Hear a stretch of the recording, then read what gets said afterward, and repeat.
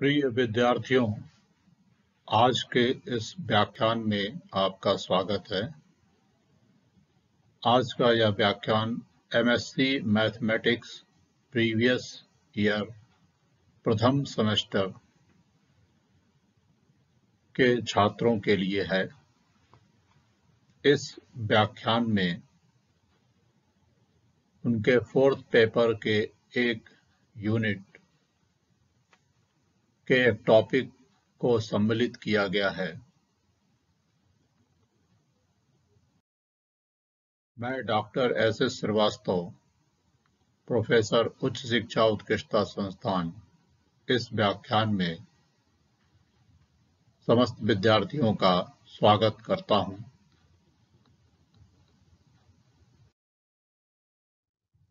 यह व्याख्यान MSc mathematics previous year प्रथम सेमेस्टर के चतुर्थ प्रश्न पत्र के प्रथम यूनिट के एक टॉपिक हायर ऑर्डर डेरिवेटिव्स पर आधारित है। हायर ऑर्डर डेरिवेटिव्स को समझने से पूर्व विद्यार्थियों के पास Cauchy theorem, extension of the Cauchy theorem, Cauchy integral formula का ज्ञान होना आवश्यक है। जैसा कि हम पूर्व के व्याख्यान में Cauchy theorem, extension of the Cauchy theorem और कॉची इंटीग्रल फार्मूला के बारे में डिस्कशन कर चुके हैं, अतः उस पूर्व ज्ञान के आधार पर हम इस व्याख्यान में हायर ऑर्डर डेरिवेटिव्स पर डिस्कशन करेंगे। इस व्याख्यान के अंत में विद्यार्थी derivative of an analytic function और हायर ऑर्डर डेरिवेटिव्स को समझ पाने में सक्षम होंगे।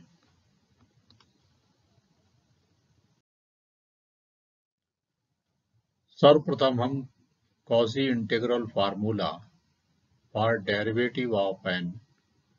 एनालिटिक फंक्शन पर चर्चा करेंगे। स्टेटमेंट हम देखते हैं। If a function fz is analytic in a region D, then its derivative at any point z is equal to a of D is also analytic in D and is given by first order derivative of the function at the point z is equal to a is equal to 1 upon 2 pi I integral c fz upon z minus a square dz। पुनः देखें, यदि कोई function fz किसी region D में analytic है, तब उसी region D में लिए गए किसी point z is equal to a पर उस फंक्शन fz का डेरिवेटिव भी एनालिटिक होगा और जिसे हम first order derivative of the function at the point z is equal to a is equal to 1 upon 2 pi I integral c fz upon z minus a square dz से लिखेंगे, जहां पर c एक close contour है और वह d के अंदर लिया गया है। साथ ही यह close contour c z is equal to a point को भी अपने अंदर रखता है। प्रूफ में हम देखते हैं, जैसा कि हम जानते हैं कि यदि कोई फंक्शन fz किसी क्लोज कॉन्टूर c के अंदर और c पर एनालिटिक हो और यदि उस क्लोज कॉन्टूर के अंदर z is equal to a कोई पॉइंट लिया जाए, तब कॉची इंटीग्रल फार्मूला से हम लिख सकते हैं fa is equal to 1/2 pi I integral c fz upon z minus a dz। इसे हम इक्वेशन नंबर 1 देंगे।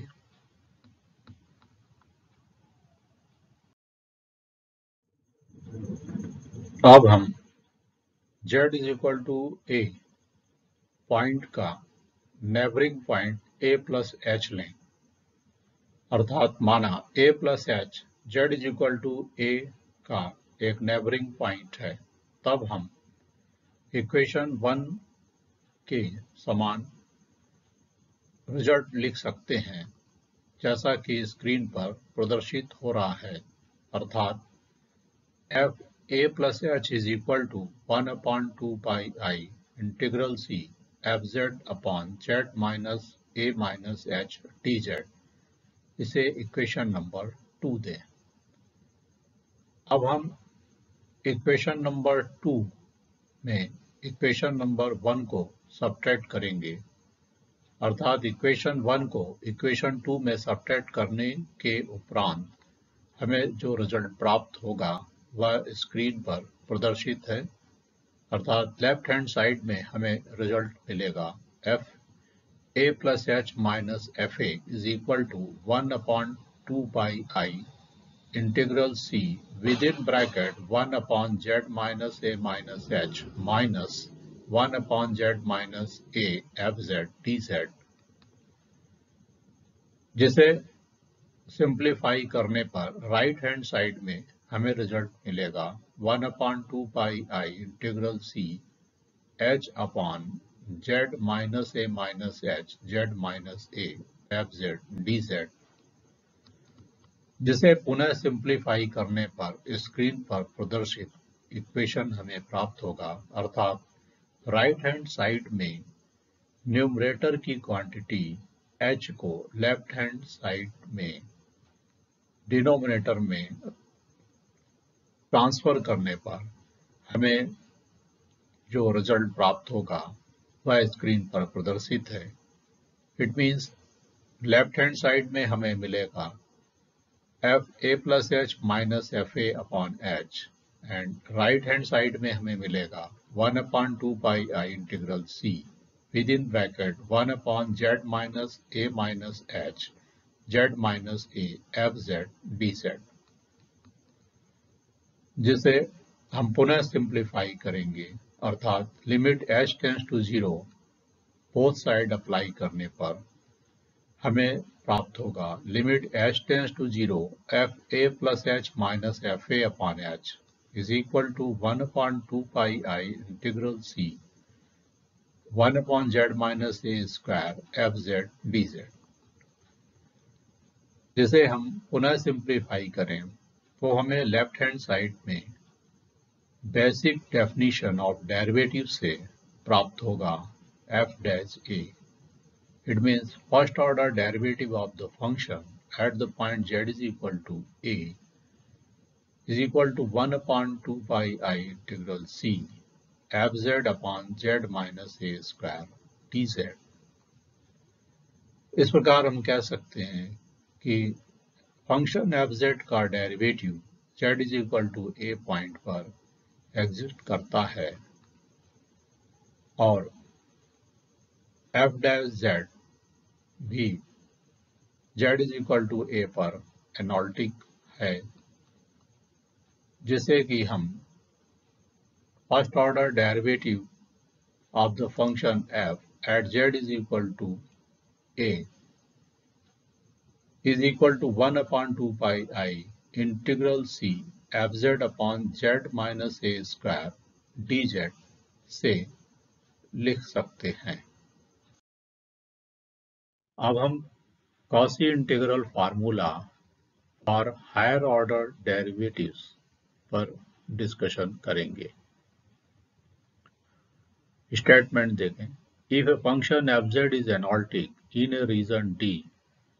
then fz has derivative of all order at any point z is equal to a of t, all of which are given analytic function in D. Their values are given by nth order derivative of the function at the point z is equal to a is equal to n factorial upon 2 pi I integral c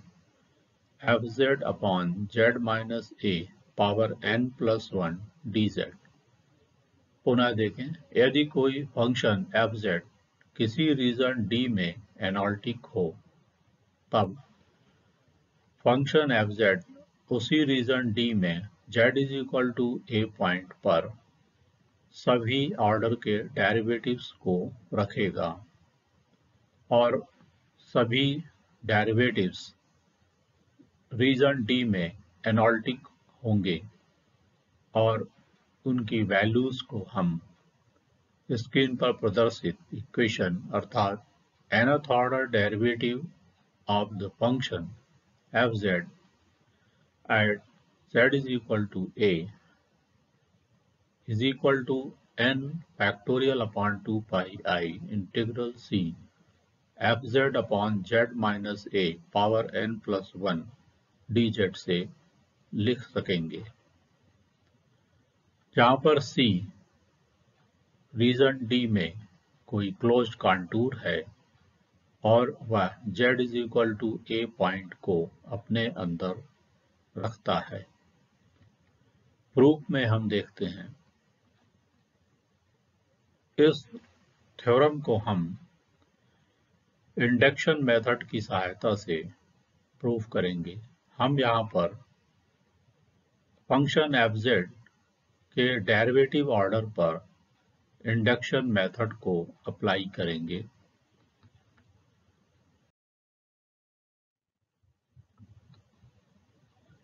जैसा कि हम जानते हैं,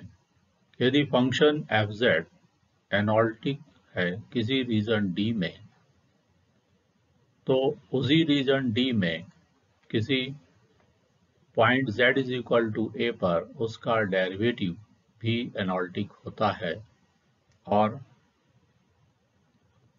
result को हम लिख सकते हैं, first order derivative of the function f at z is equal to a point is equal to 1 upon 2 pi I integral c fz upon z minus a square dz, जिसे इक्वेशन नंबर 1 दे। इस result को हम इसी व्याख्यान में पूर्व में discussion कर चुके हैं। इस रिजल्ट के आधार पर, जहां कि C कोई क्लोज कॉन्टूर है रीजन D में और C किसी point z is equal to a को अपने अंदर रखता है, तो इस रिजल्ट के आधार पर हम ये कह सकते हैं कि दिया गया थ्योरम ट्रू है जबकि derivative order n is equal to 1 हो। अर्थात थ्योरम के स्टेटमेंट में दिए गए रिजल्ट में यदि हम n is equal to 1 put up करें तो हमें इक्वेशन नंबर 1 प्राप्त होगा, जो कि फर्स्ट ऑर्डर डेरिवेटिव के लिए ट्रू है। अब हम यह मान लेते हैं कि थ्योरम ट्रू है डेरिवेटिव ऑर्डर k के लिए, where k is less than n है। तब हम स्क्रीन पर प्रदर्शित इक्वेशन नंबर 2 के समान इक्वेशन लिख सकते हैं, अर्थात हम लिख सकते हैं kth order derivative of the function at z is equal to a is equal to k factorial upon 2 pi I integral c fz upon z minus a k plus 1 dz। अब हम यह प्रूफ करेंगे कि theorem k plus 1th order के लिए true है। एक बार पुनः हम विचार करते हैं। कि इक्वेशन नंबर 1 यह प्रदर्शित करता है कि थ्योरम में दिया गया रिजल्ट फर्स्ट ऑर्डर डेरिवेटिव के लिए सत्य है और हमने माना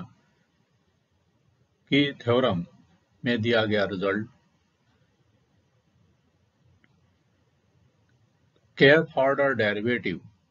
जो कि n से कम है के लिए ट्रू है और इस प्रकार हम रिजल्ट को इक्वेशन नंबर 2 से लिख पाते हैं। और अब हम ये प्रूव करेंगे कि दिया गया theorem k plus 1th order derivative के लिए ट्रू है।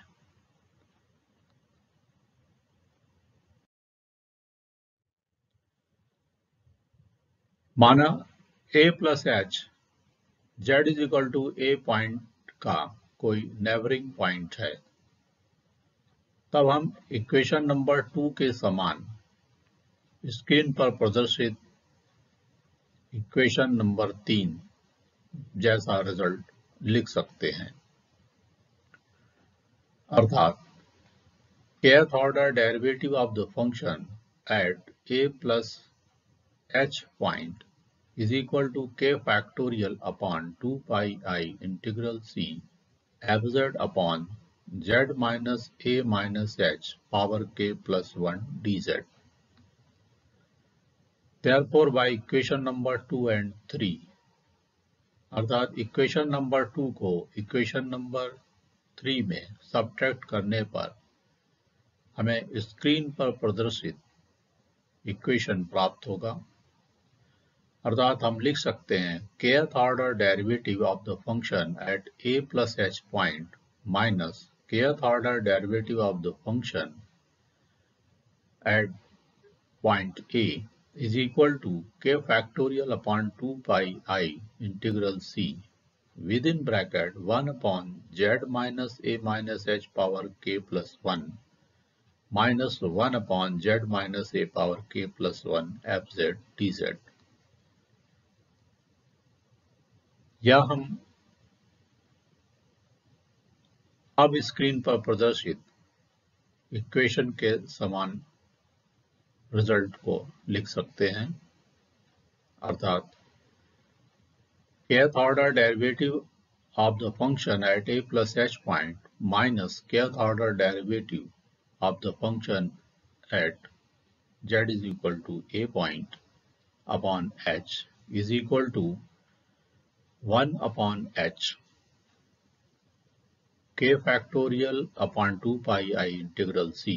within bracket 1 upon z minus a minus h power k plus 1 minus 1 upon z minus a power k plus 1 fz dz। अर्थात हमने पूर्व के इक्वेशन में दोनों पक्षों में h से डिवाइड किया है। अब राइट हैंड साइड को सिंप्लीफाई करने पर हमें जो रिजल्ट प्राप्त होगा वह स्क्रीन पर प्रदर्शित हो रहा है, जिसे पुनः सिंप्लीफाई करने पर हमें जो रिजल्ट प्राप्त होगा वह 1 upon h k factorial upon 2 pi I integral c 1 upon z minus a power k plus 1 within bracket 1 minus h upon z minus a power minus k plus 1 minus 1 fz dz। Next step में हम right hand side में bracket के अंदर की quantity 1 minus h upon z minus a power minus k plus 1 को binomial theorem से break करेंगे और हम रिजल्ट लिख पाएंगे जैसा कि स्क्रीन पर प्रदर्शित हो रहा है। इस प्रकार का रिजल्ट राइट हैंड को सिंप्लीफाई करने पर हमें मिलेगा, जिसे पुनः एक बार सिंप्लीफाई करने पर हम प्राप्त कर पाएंगे। k factorial upon 2 pi I integral c within bracket k plus 1 upon z minus a power k plus 2 plus k plus 1 k plus 2 h upon z minus a power k plus 3 2 factorial plus and so fz dz। अब हम दोनों पक्षों में limit h tends to 0 apply करेंगे और हमें screen पर प्रदर्शित इक्वेशन प्राप्त हो जाएगा। जैसे राइट हैंड साइड में पुनः सिंप्लीफाई करने पर हमें रिजल्ट प्राप्त होगा k factorial upon 2 pi i integral c k plus 1 upon z minus a power k plus 2 fz dz। जिसे पुनः सिंप्लीफाई करने पर लेफ्ट हैंड साइड में हमें फंक्शन का k plus 1th order derivative प्राप्त होगा, अर्थात हम लेफ्ट हैंड साइड में लिख पाएंगे k plus 1th order derivative of the function at the point z is equal to a, and within right side we get k plus 1 factorial upon 2 pi I integral c fz upon z minus a power k plus 1 plus 1। इसे equation number 4 दें और equation number 4 को हम देखते हैं। Observe करने पर हमें यह प्राप्त होता है कि theorem k plus 1th order derivative के लिए ट्रू है, अर्थात n is equal to k plus 1 के लिए थ्योरम ट्रू है। इस प्रकार हमने यह देखा कि थ्योरम फर्स्ट ऑर्डर डेरिवेटिव के लिए ट्रू है और when the derivative order is k then theorem is again true. और फिर हमने प्रूव किया कि theorem k plus 1th order के लिए ट्रू है। Hence from equation 1, 2 and 4 we can write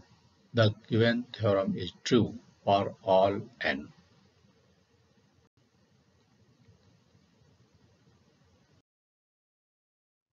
अब हम मेन थ्योरम की एक कोरोलरी पर डिस्कशन करेंगे। If C be a closed contour consisting the origin inside it, then prove that a power n by n factorial is equal to 1 upon 2 pi I integral c e power az upon z power n plus 1 dz। यदि C कोई close कांटूर हो और origin को अपने अंदर रखता हो, तब हम प्रूव करेंगे a power n by n factorial is equal to 1 upon 2 pi I integral c e power az upon z power n plus 1 dz। इस रिजल्ट को प्रूव करने के लिए हम मेन थ्योरम के रिजल्ट का उपयोग करेंगे, अर्थात we have the result nth order derivative of the function at z is equal to a is equal to n factorial upon 2 pi I integral c fz upon z minus a power n plus 1 dz। इसे equation number 5 देंगे। इस equation में हम a is equal to 0 put up कर दें, तब हमें result मिलेगा nth order derivative of the function at the point 0 is equal to n factorial upon 2 pi I integral c fz upon z power n plus 1 dz। Equation number 6 there. Now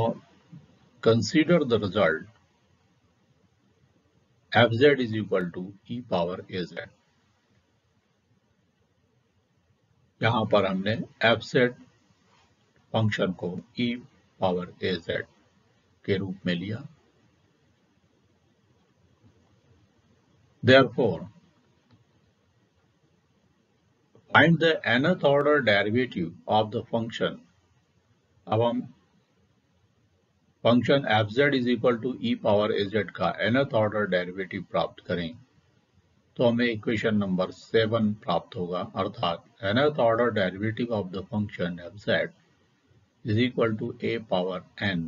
e power az हमें मिलेगा, जिसमें हम z is equal to 0 यदि put up करें तो हमें result मिलेगा nth order derivative of the function at z is equal to 0 point is equal to a power n से इक्वेशन नंबर 8 दें। अब इक्वेशन नंबर 6 और इक्वेशन नंबर 8 की सहायता से हम लिख सकते हैं a power n by n factorial is equal to 1/2 pi I integral c e power az upon z power n plus 1 dz।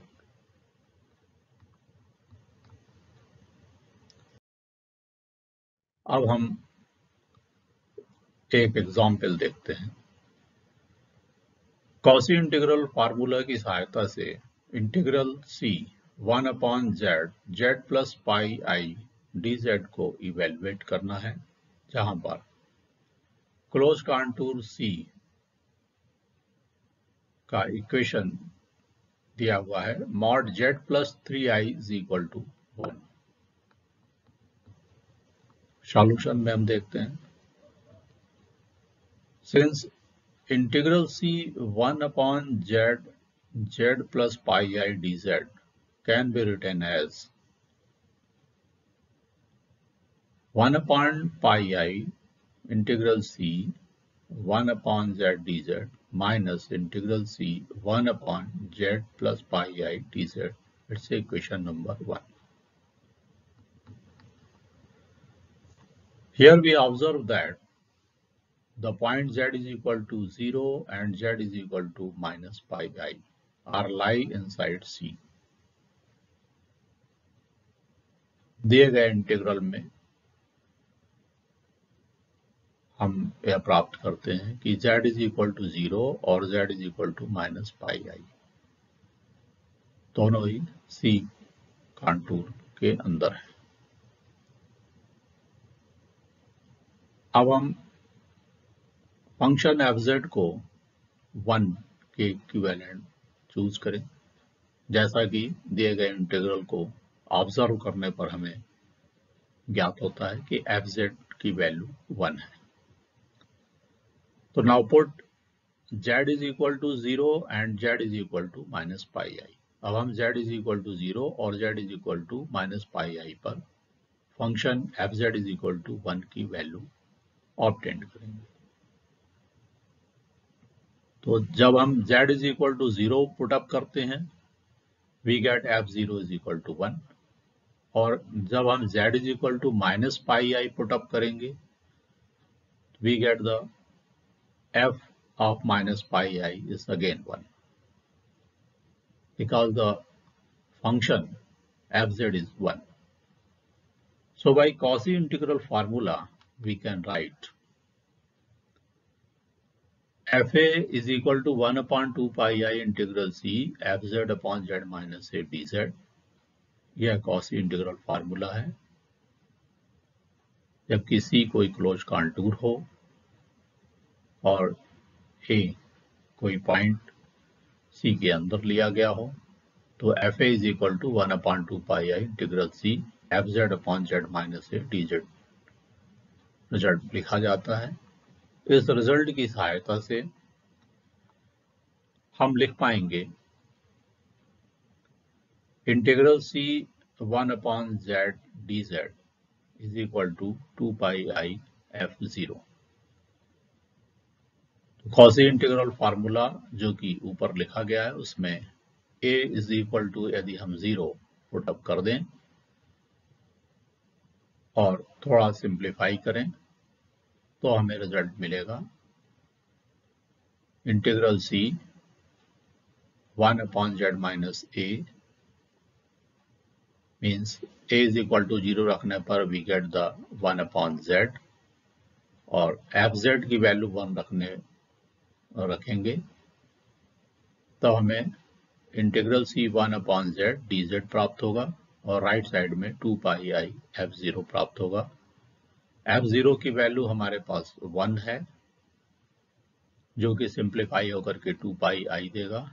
इस प्रकार हमें इक्वेशन नंबर 2 प्राप्त हो जाएगा अर्थात integral C 1/z dz is equal to 2 pi i. It's equation number 2। इसी प्रकार जब हम z is equal to minus pi i point के लिए सिंप्लीफाई करेंगे तो हमें रिजल्ट प्राप्त होगा integral C 1/z plus pi i dz अर्थात कॉची इंटीग्रल फार्मूला में हम fz की वैल्यू 1 रखेंगे और a पॉइंट की वैल्यू माइनस पाई आई रखेंगे तो हमें रिजल्ट मिलेगा लेफ्ट हैंड साइड में integral C 1/z plus pi i dz और राइट साइड में हमें रिजल्ट मिलेगा 2 pi i f minus pi i. f of minus pi i की वैल्यू हमारे पास 1 है जो कि हमें पुनः 2 पाई आई देगा। तो इस प्रकार हमें इक्वेशन नंबर 3 प्राप्त हो जाएगा। अब इक्वेशन नंबर 2 और इक्वेशन नंबर 3 से हम इक्वेशन नंबर 1 में वैल्यू रखेंगे तो हमें लेफ्ट हैंड साइड में रिजल्ट मिलेगा integral C 1/z z plus pi i dz और राइट हैंड साइड में वैल्यू पुट अप करने पर हमें रिजल्ट 0 मिलेगा अर्थात integral C 1/z z plus pi i dz की value by Cauchy integral formula 0 होगी when c is the closed contour defined by modulus of the z plus 3i is equal to 1। अब हम एक और example देखते हैं। Cauchy integral formula से हमें इवेल्युएट करना है integral C sine square z upon z minus pi by 6 whole cube dz where c is the circle close contour यहाँ सर्किल के रूप में दिया हुआ है whose equation is mod z is equal to 1 जिसे हम पढ़ सकते हैं mod z minus 0 is equal to 1 अर्थात c एक सर्किल है जिसका सेंटर पॉइंट 0 है ओरिजिन है और रेडियाई 1 है। सॉल्यूशन में हम देखते हैं यहां पर हम फंक्शन fz को साइन स्क्वायर z के रूप में लेते हैं तो हम यह देखते हैं कि fz एनालिटिक है इनसाइड C और क्योंकि fz एक कॉन्टिन्यूस फंक्शन है डेरिवेटिव भी इसका एग्जिस्ट करता है इसलिए वो एनालिटिक होगा सर्किल C के अंदर अर्थात mod z minus 0 is equal to 1 पर और point a is equal to pi by 6 यह पॉइंट भी C के अंदर लाई करेगा। Therefore, by Cauchy integral formula, we can write second order derivative of the function at z is equal to a point can be written as 2 factorial upon 2 pi I integral c fz upon z minus a whole cube dz। यह हमने Cauchy integral formula और higher order derivative को apply किया है। इस result की सहायता से हम लिख सकते हैं integral C sine square z upon z minus pi by 6 whole cube dz is equal to pi i second order derivative of the function अर्थात sine square z at z is equal to pi by 6। ऊपर लिखे गए Cauchy integral फार्मूले में fz की value sine square z और a की value pi by 6 put up करें तो हमें लेफ्ट हैंड साइड में प्राप्त होगा integral C sine square z upon z minus pi by 6 whole cube d z, और राइट साइड में हमें मिलेगा क्रॉस मल्टीप्लीकेशन करने पर pi i second order derivative of the function at the point a अर्थात at the point pi by 6 पर हम लिख पाएंगे second order derivative of the function means d2 by dz square sin square z at the point z is equal to pi by 6। Right hand side को जब हम simplify करते हैं तो हमें रिजल्ट मिलेगा पाई आई and 2 cos 2z at the point z is equal to pi by 6। Right hand side को एक बार पुनः सिंप्लीफाई करने पर हमें मिलेगा 2 pi I cos pi by 3, और इस प्रकार हमें फाइनल रिजल्ट प्राप्त होगा integral C sine square z upon z minus pi by 6 whole cube d z is equal to pi i. अर्थात कॉसी इंटीग्रल फार्मूला की सहायता से जब हम integral C sine square z upon z minus pi by 6 whole cube d z को simplify करेंगे तो हमें रिजल्ट पाई आई मिलेगा, जहां पर कांटूर सी एक सर्किल के रूप में दिया हुआ है और circle mod z is equal to 1 है। अब हम यहाँ पर विद्यार्थियों की सुविधा के लिए कुछ रेफरेंस बुक को स्क्रीन पर प्रदर्शित कर रहे हैं। विद्यार्थियों को चाहिए कि इन रेफरेंस बुक्स का गहराई से अध्ययन करें ताकि वो इस व्याख्यान में सम्मिलित किए गए टॉपिक्स को बेहतर तरीके से समझ पाने में सक्षम होंगे, और ना ही सिर्फ वो इस व्याख्यान में लिए गए टॉपिक को समझने में सक्षम होंगे बल्कि इस व्याख्यान के पूर्व के व्याख्यान में सम्मिलित किए गए टॉपिक्स को भी समझ पाएंगे और इस व्याख्यान से आगे के टॉपिक्स को भी समझने में सहायता प्राप्त होगी।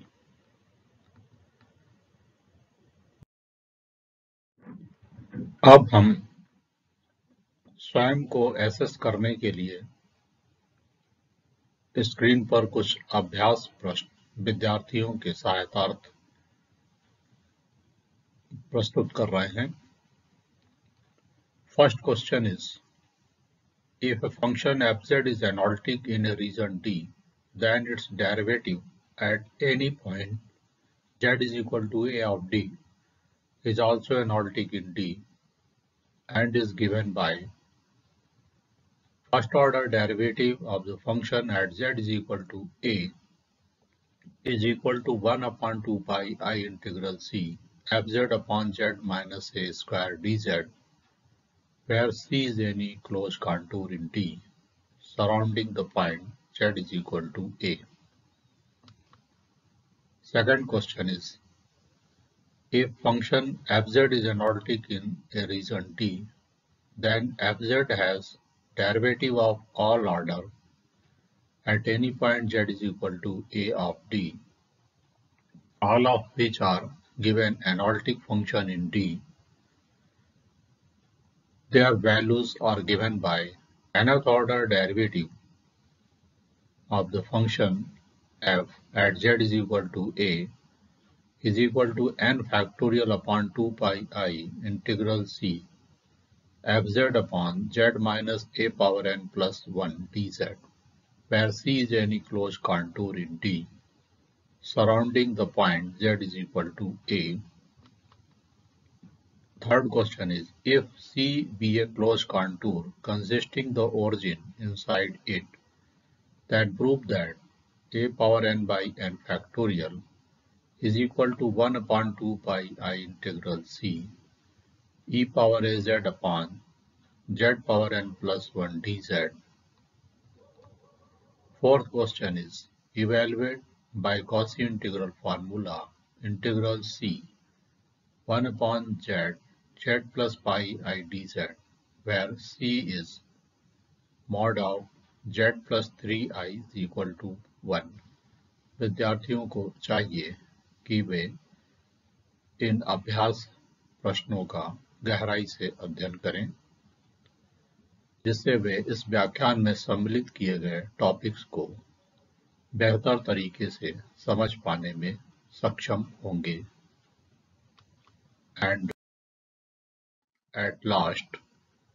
thank you for your attention.